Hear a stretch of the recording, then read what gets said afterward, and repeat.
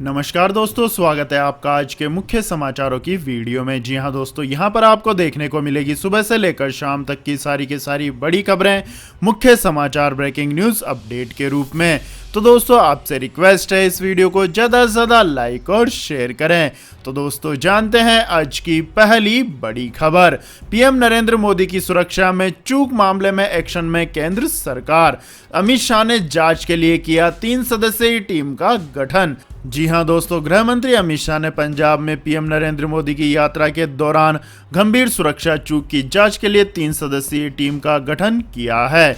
Team को जल्द जांच कर रिपोर्ट सौंपने को कहा है। जानकारी के मुताबिक 3 सदस्यीय समिति का नेतृत्व सुधीश कुमार सक्सेना करेंगे और इसमें बलवीर सिंह और एस सुरेश शामिल होंगे। इससे पहले गृह मंत्री अमित शाह ने पीएम मोदी की सुरक्षा में सेंध लगने के बाद ट्वीट कर कहा था कि गृह मंत्रालय ने पंजाब में पीएम नरेंद्र मोदी के सुरक्षा उल्लंघन पर विस्तृत रिपोर्ट मांगी है।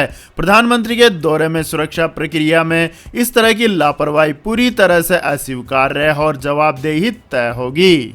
वहीं पंजाब में पीएम नरेंद्र मोदी की सुरक्षा में चूक को लेकर कांग्रेस सरकार पर निशाना साधते हुए अमित शाह ने दूसरे ट्वीट में कहा कि पंजाब में आज की कांग्रेस निर्मित घटना इस बात का ट्रेलर है कि यह पार्टी कैसे सोचती और काम करती है। लोगों द्वारा बार बार ठुकराए जाने के कारण कांग्रेस पागलपन के रास्ते पर पहुंच गई है।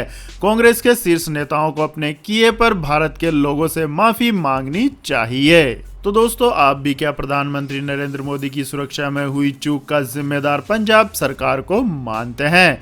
कमेंट करके अपनी राय दें। इसके बाद दोस्तों, अगली खबर। दिल्ली में कोरोना ने तोड़ा रिकॉर्ड। एक ही दिन में आए 15,000 से ज्यादा मामले। जी हां दोस्तों, दिल्ली में अब कोरोना ने कहर बरसाना शुरू कर दिया है।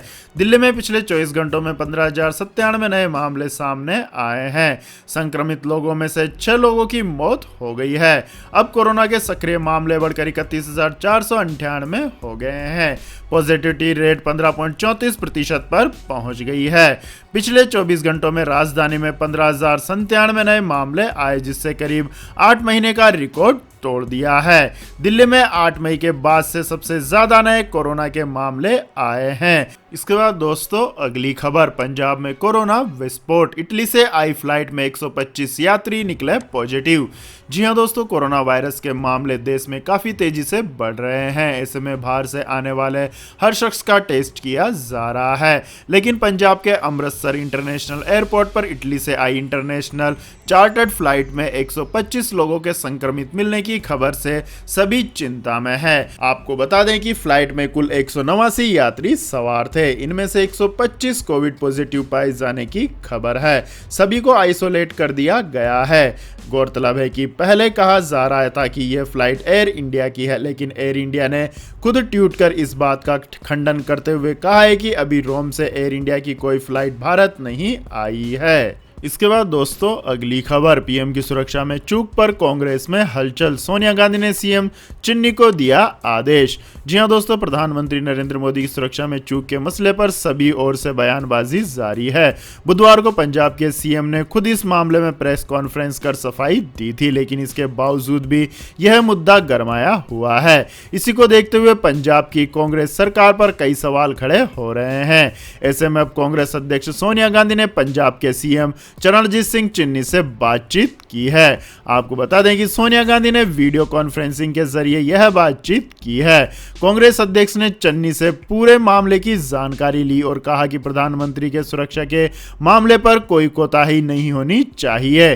चन्नी ने सोनिया गांधी को आश्वासन दिया है कि उन्होंने इस मामले की जांच के लिए कमेटी बना दी है। आपको बता दें दोस्तों, बीते बुधवार यानी 5 दिसंबर को पंजाब के फिरोजपुर जिले में प्रधानमंत्री नरेंद्र मोदी एक जनसभा को संबोधित करने जा रहे थे, लेकिन खराब मौसम के चलते उन्हें वहां तक पहुंचने के लिए सड़क मार्ग का इस्तेमाल करना पड़ा। इस दौरान पंजाब के हुसैनीवाला में एक फ्लाईओवर पर पीएम की सुरक्षा में बड़ी चूक देखी गई। सुरक्षा में चूक के चलते पीएम को अपना दौरा रद्द कर वापस लौटना पड़ा। इसके बाद दोस्तों अगली खबर, फारूक अब्दुल्ला समेत 3-4 पूर्व मुख्यमंत्रियों को झटका, सुरक्षा में होगी कटौती।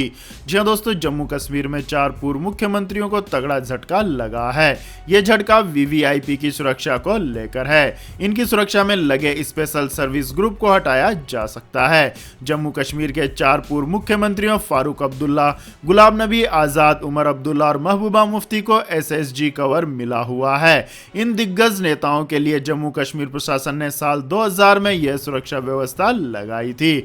अधिकारियों ने बताया कि सुरक्षा समीक्षा समन्वय समिति ने नेताओं की सिक्योरिटी को लेकर फैसला लिया है। आपको बता दें कि यह ग्रुप जम्मू कश्मीर में वीवीआईपी नेताओं की सुरक्षा की देखरेख करता है। अभी तक लागू व्यवस्था में इन वीवीआईपी नेताओं की सुरक्षा में डीआईजी, एसएसपी रैंक के अधिकारी लगते थे।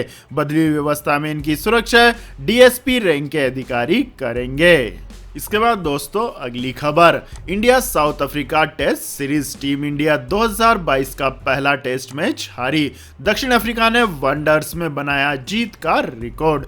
जी हां दोस्तों, भारतीय टीम की साल 2022 की शुरुआत हार से हुई है। केएल राहुल की कप्तानी में खेलने उतरी टीम इंडिया को दक्षिण अफ्रीका ने सीरीज के दूसरे टेस्ट मैच में गुरुवार को 7 विकेट से हरा दिया। जोहानिसबर्ग के वंडर्स स्टेडियम में खेले गए इस मुकाबले में भारत की पहली पारी 202 रन पर सिमटी, जिसके बाद मेजबान टीम ने 229 रन बनाई। इसके बाद दक्षिण अफ्रीका ने भारत को दूसरी पारी में 266 रन पर थाम लिया, जिसे उसे जीत के लिए 240 रन का लक्ष्य मिला। चौथे दिन का खेल बारिश और मैदान गीला होने के कारण देरी से शुरू हुआ। शुरुआती दोनों सेशन पूरी तरह धुल गए थे, लेकिन मेजबान टीम ने डिल एल्गर की शानदार पारी की बदौलत चौथे दिन ही मुकाबला जीत लिया। भारत को पहली बार वनडर्स में हार झेलनी पड़ी। दक्षिण अफ्रीका ने दूसरे दिन 2 विकेट खोकर 118 रन बना लिए थे। इस जीत के साथ दक्षिण अफ्रीका ने 3 मैचों की सीरीज में 1-1 से बराबरी भी कर ली है। इसके बाद दोस्तों अगली खबर, देश में चलेगी ग्रीन हाइड्रोजन से चलने वाली कार, नितिन गडकरी करेंगे शुरुआत। जी हां दोस्तों, केंद्रीय परिवहन मंत्री नितिन गडकरी ने कहा है कि वह नई दिल्ली लौटने के बाद पायलट प्रोजेक्ट के रूप में ग्रीन हाइड्रोजन से चलने वाले वाहनों का उपयोग करेंगे।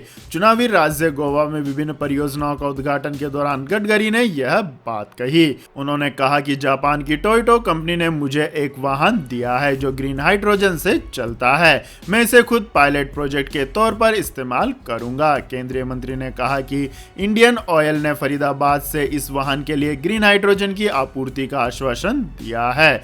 अगले 15 दिनों तक मैं दिल्ली में रहूंगा, क्योंकि मैं उत्तर प्रदेश और उत्तराखंड का दौरा करूंगा। एक बार जब मैं दिल्ली वापस आऊंगा तो मैं इसका उपयोग करना शुरू कर दूंगा। गडकरी ने कहा कि ग्रीन हाइड्रोजन भविष्य का ईंधन है। इसके बाद दोस्तों अगली खबर, पंजाब की घटना को भूपेश बघेल ने बताया ड्रामा, बीजेपी ने कहा कांग्रेस के खूनी इरादे। जी हां दोस्तों, पंजाब में प्रधानमंत्री नरेंद्र मोदी की सुरक्षा में हुई चूक की चर्चा पिछले 24 घंटों से इस देश की सबसे बड़ी खबर बनी हुई है। देश के केंद्रीय मंत्रियों से लेकर कई राज्य के मुख्यमंत्रियों, विपक्ष के लोग और बीजेपी के नेता कल से इस मामले पर अपनी प्रतिक्रिया दे रहे हैं। बुधवार को बीजेपी शासित राज्यों के मुख्यमंत्रियों ने इस घटना को दुखद बताते हुए पंजाब सरकार को जिम्मेदार ठहराया है, जिसके बाद पंजाब के मुख्यमंत्री चरणजीत सिंह चन्नी ने प्रेस कॉन्फ्रेंस कर अपनी सफाई दी थी। आज कांग्रेस शासित राज्य के मुख्यमंत्री भी चन्नी के समर्थन में खुलकर आ गए और अब पीएम नरेंद्र मोदी की सुरक्षा में हुई चूक के बारे में खुलकर बात कर रहे हैं। छत्तीसगढ़ के मुख्यमंत्री भूपेश बघेल ने कहा कि पीएम नरेंद्र मोदी राजनीति चमकाने के लिए ऐसा काम कर रहे हैं। छत्तीसगढ़ के मुख्यमंत्री भूपेश बघेल ने गुरुवार को रायपुर में कांग्रेस मुख्यालय में प्रेस कॉन्फ्रेंस की। सीएम बघेल ने जिस अंदाज में पीएम मोदी के ऊपर आरोप लगाया, उसके बाद छत्तीसगढ़ बीजेपी के नेता मुख्यमंत्री पर हमलावर हो गए हैं। इसके बाद दोस्तों अगली खबर, ब्रिटेन में ओमिक्रॉन का कहर, अस्पतालों में बड़े मरीज संकट में स्वास्थ्य सेवाएं। जी हां दोस्तों, ब्रिटेन में ओमिक्रॉन का कहर ऐसा हो रहा है कि अस्पतालों में मरीजों की संख्या तेजी से बढ़ रही है। हालात ऐसे बन गए हैं कि स्वास्थ्य सेवाएं ही संकट में है। यहाँ लोग क्रिसमस की छुट्टियों के बाद काम पर लौट आए हैं, जिसके बावजूद हालात बेकाबू हो रहे हैं। प्रधानमंत्री बोरिस जॉनसन ने प्रभावित क्षेत्रों में कर्मचारियों की कमी को दूर करने का वादा किया है। यहाँ संक्रमित मामलों की संख्या ने नए साल में रिकॉर्ड बना दिए। हालांकि पिछली कोरोना लहर की तुलना में अस्पतालों में भर्ती लोगों की संख्या कम है, वहीं लोगों को जीवन रक्षक उपकरणों की जरूरत नहीं पड़ी है। ब्रिटेन की राष्ट्रीय स्वास्थ्य सेवा ने कहा है कि सर्दियों के दौरान मौसमी बुखार और खांसी संबंधित मामलों के कारण अस्पताल में मरीजों की संख्या कुछ ज्यादा रहती थी, लेकिन इस बार हेल्थ वर्कर्स के बीमार पड़ने और संक्रमित होने के कारण उन्हें उनके घरों पर ही रहने की सलाह दी गई है। ऐसे में कुछ स्थानों पर कर्मचारियों की कमी महसूस हो रही है। इसी तरह परिवहन नेटवर्क भी कर्मचारियों की अनुपस्थिति से जूझ रहे हैं। सार्वजनिक सेवाएं बाधित होने से भी कर्मचारियों को लंबा इंतजार करना पड़ा है। इसके बाद दोस्तों जान लेते हैं आज के मौसम अपडेट्स। लेकिन दोस्तों मौसम अपडेट्स जानने से पहले आप लोगों से गुजारिश है कि इस वीडियो में दिखाई गई खबरें अगर आपको पसंद आई हो तो इस वीडियो को लाइक करें, शेयर करें और हमारे चैनल को सब्सक्राइब करें। तो दोस्तों जानते हैं आज के मौसम अपडेट्स। तो दोस्तों अगले 24 घंटों के दौरान मध्य और पूर्वी उत्तर प्रदेश, उत्तर मध्य प्रदेश और पूर्वी राजस्थान में कुछ स्थानों पर हल्की से मध्यम बारिश हो सकती है। गुजरात के कुछ हिस्सों और बिहार के कुछ हिस्सों में हल्की बारिश के साथ एक दो स्थानों पर मध्यम बारिश भी हो सकती है। वहीं पंजाब, हरियाणा, उत्तरी राजस्थान, पश्चिमी उत्तर प्रदेश और दिल्ली एनसीआर के कुछ हिस्सों में आज हल्की बारिश हो सकती है। वहीं पश्चिमी हिमालय में भी हल्की से मध्यम बारिश और हिमपात संभव हो सकता है। 7 और 8 जनवरी को एक बार फिर से तीव्रता बढ़ेगी। 7 और 8 जनवरी को पंजाब, हरियाणा, उत्तरी राजस्थान, दिल्ली और पश्चिमी उत्तर प्रदेश में भी बारिश की गतिविधियां बढ़ सकती है। लगातार जारी बारिश से दिल्ली और एनसीआर के वायु प्रदूषण में सुधार हुआ है। इसके बाद दोस्तों जान लेते हैं आज के सोने और चांदी के भाव। तो दोस्तों दिल्ली के सराफा बाजार में सोने का भाव गुरुवार को 284 रुपए की गिरावट के साथ 46,700 रुपए प्रति 10 ग्राम पर रहा, जो कि पिछले कारोबारी सेशन में यह कीमत 46,984 रुपए प्रति 10 ग्राम पर बंद हुई थी। वहीं बात करें दोस्तों चांदी की, तो चांदी की कीमत में भी आज गिरावट दर्ज की गई। चांदी 1292 रुपए की गिरावट के साथ 59,590 रुपए प्रति किलोग्राम रह गई, जो कि पिछले कारोबारी सत्र में 60,882 रुपए प्रति किलोग्राम थी। इसके बाद दोस्तों अगली खबर, रिलायंस रिटेल को मिलेगा फायदा। डिलीवरी स्टार्टअप डुंजो में 25.8% हिस्सेदारी खरीदी। जी हां दोस्तों, on demand delivery startup Dunzo के फंडिंग राउंड में रिलायंस रिटेल ने 25.8% हिस्सेदारी खरीदी है। यह हिस्सेदारी $200 मिलियन यानी कि लगभग 1488 करोड़ रुपए में खरीदी गई है। रिलायंस रिटेल को इस पार्टनरशिप से प्रोडक्ट डिलीवरी तेजी से करने में मदद मिलेगी। फंडिंग राउंड में डुंजो को कुल $240 मिलियन यानी कि लगभग 1786 करोड़ रुपए का इन्वेस्टमेंट मिला है। मीडिया रिपोर्ट्स के मुताबिक डुंजो की वैल्यू इस फंडिंग के बाद लगभग $800 मिलियन हो गई है। मार्च 2021 में कंपनी का वैल्यूएशन $300 मिलियन था। 2016 में कबीर बिस्वास ने इसकी स्थापना की थी। बीते सालों में कंपनी करीब $140 मिलियन यानी कि लगभग 1000 करोड़ रुपए ही जुटा पाई थी। इस बार के लिए फंडिंग राउंड में कंपनी $240 मिलियन जुटाने में कामयाब रही। आपको बता दें दोस्तों, फंड से डुंजो छोटे गोदामों का एक नेटवर्क तैयार करेगी, जिससे सामान की तेजी से डिलीवरी हो सके। साथ ही कंपनी B2B बिजनेस के विस्तार पर भी फोकस करेगी।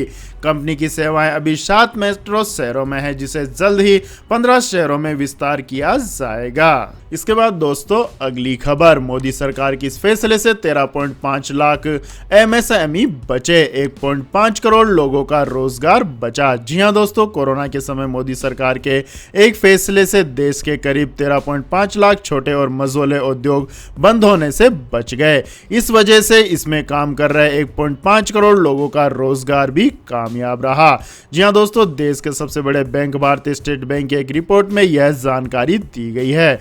SBI ने रिपोर्ट में कहा है कि मई 2020 में सरकार ने MSME सेक्टर को कोरोना के समय में राहत देने के लिए ECLGS स्कीम को लॉन्च किया था। SBI का अनुमान है कि इस वजह से करीबन 13.5 लाख MSME अकाउंट बुरे फंसे कर्ज यानी NPA होने से बच गए। इसमें से 93.7% अकाउंट सूक्ष्म और छोटे कैटेगरी के थे। इस दौरान तकरीबन 1.8 लाख करोड़ रुपए के MSME लोन को NPA में जाने से बचा लिया गया। यह इस सेक्टर को दिए गए कुल कर्ज का 14% हिस्सा है। रिपोर्ट में यह भी कहा गया है कि यदि यूनिट का अकाउंट एनपीए में जाता है तो 1.5 करोड़ कामगारों को रोजगार से हाथ धोना पड़ सकता था। इसका मतलब यह हुआ कि तकरीबन 6 करोड़ परिवारों को इस स्कीम ने बचाया है। इसके बाद दोस्तों अगली खबर, हांगकांग ने भारत समेत 8 देशों की उड़ानों पर लगाई रोक। यहां आ चुकी है कोरोना की 5वीं लहर। जी हां दोस्तों, कोविड-19 के ओमिक्रॉन स्वरूप के बढ़ते मामलों के मद्देनजर हांगकांग ने बुधवार को भारत समेत 7 अन्य देशों से उड़ानों पर 21 जनवरी तक प्रतिबंध लगाने की घोषणा की है। साउथ चाइना मॉर्निंग पोस्ट के मुताबिक हांगकांग की मुख्य कार्यकारी अधिकारी कैरी लाम चेंग यूएट नगोर ने कहा है कि Bharat, Pakistan, Australia, Canada, France, Philippines, Britain और अमेरिका से यात्री उड़ानों पर 2 हफ्ता का प्रतिबंध शनिवार से प्रभावी होगा।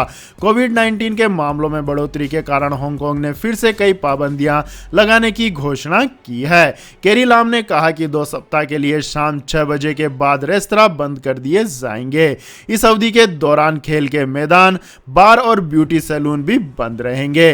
लाम ने कहा कि समुदाय के बीच संक्रमण तेजी से फैलने की आशंका के कारण सख्त नियम लागू करना जरूरी है।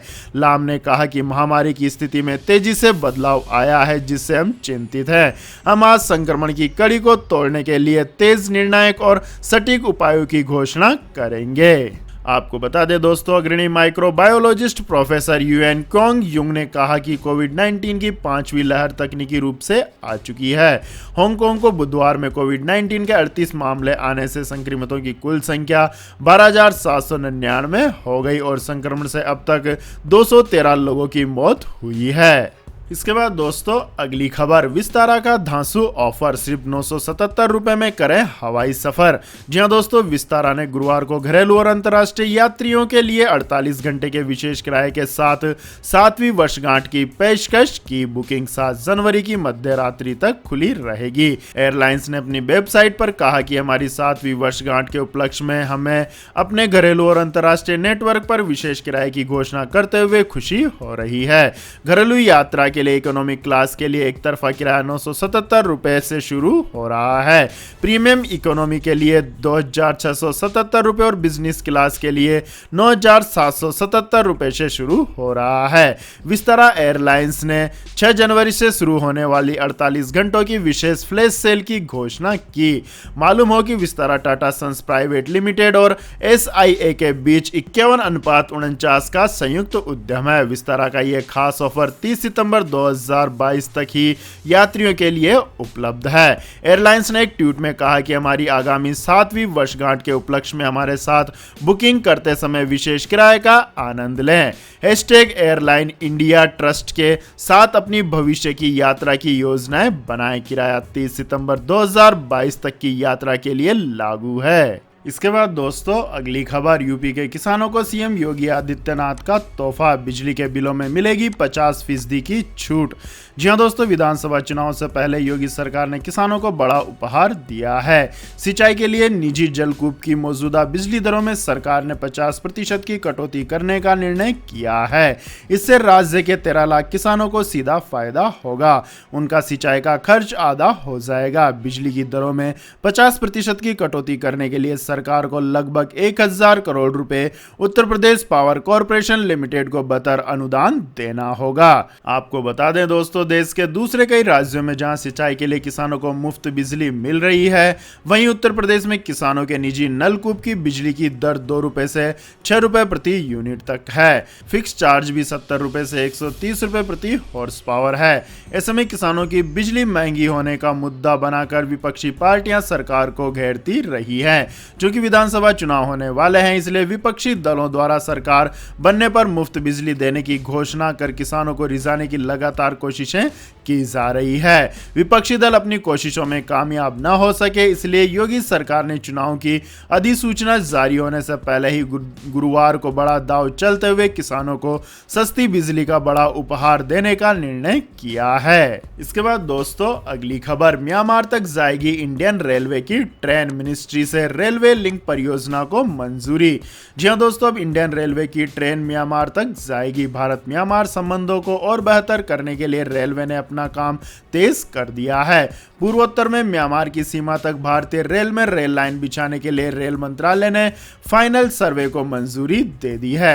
मंत्रालय के अनुसार मणिपुर सीएम एन बीरेन सिंह की मांग पर यह मंजूरी 2 घंटे के अंदर दी गई। दरअसल मणिपुर के मुख्यमंत्री ने रेल मंत्री अश्विनी वैष्णव से उनकी पूर्वोत्तर यात्रा के दौरान यह मांग की थी कि म्यांमार तक नई रेल लाइन को एक्सटेंशन किया जाए। रेल मंत्री ने उसी समय रेल मंत्रालय के अधिकारियों से बात करके म्यांमार तक रेल लाइन बिछाने के लिए सर्वे को मंजूरी दे दी। इसके बाद दोस्तों अगली खबर, जियो की नई सर्विस लॉन्च, हर माह के रिचार्ज का झंझट हुआ खत्म। जी हां दोस्तों, रिलायंस जियो ने अपने एक नई सर्विस लॉन्च की है। इस सर्विस को यूपीआई ऑटोपे नाम से पेश किया गया है। जियो ने अपनी नई सर्विस को national payment corporation of India के साथ मिलकर पेश किया है। ये एक तरफ की पेमेंट सर्विस है। जियो के दावे के मुताबिक यूपीआई बेस्ड ऑटोपे वाली जियो पहली टेलीकॉम कंपनी बन गई है। जियो की यूपीआई बेस्ड ऑटोपे सर्विस को पोस्टपेड के साथ प्रीपेड ग्राहकों के लिए पेश किया गया है।